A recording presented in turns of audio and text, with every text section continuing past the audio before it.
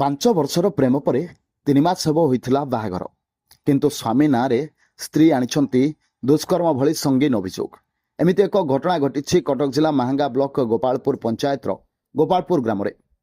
ନାରାୟଣ ଜେନାଙ୍କ ପୁଅ ପ୍ରଶାନ୍ତ ଜେନା ଆଉ ଶ୍ରୀଧର ନାଥଙ୍କ ଝିଅ ରାଜଶ୍ରୀ ନାଥ 2026 ମସିହା ମାର୍ଚ୍ଚ 6 ତାରିଖ ଦିନ ହିନ୍ଦୁ ରୀତିନୀତି ଅନୁସାରେ ବିଡ଼ାନାସୀ ଚହଟେଶ୍ୱର ମନ୍ଦିରରେ ଉଭୟ ବିବାହ କରିଥିଲେ। ବିବାହର କିଛି ଦିନ ପରେ ରାଜଶ୍ରୀ କୁଆଡ଼େ ଚାଲି ଯାଇଥିଲେ। ପ୍ରଶାନ୍ତ ଜେନାଙ୍କ ବାପା ମା ଓ ପଡ଼ୋଶୀମାନେ ବହୁ ଖୋଜାଖୋଜି ପରେ ରାଜଶ୍ରୀଙ୍କୁ ପାଇନଥିଲେ।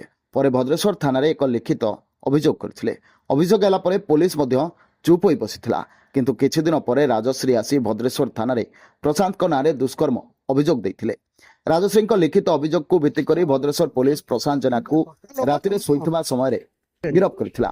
ଏଠି ପ୍ରଶ୍ନ ଉଠୁଛି, 5 ବର୍ଷ ଧରି ପ୍ରେମ କରୁଥିବା ରାଜଶ୍ରୀ କ'ଣ ପାଇଁ ପ୍ରଶାନ୍ତଙ୍କ ନାମରେ ଏମିତି ସଙ୍ଗୀନ ଅଭିଯୋଗ ଆଣିଲେ?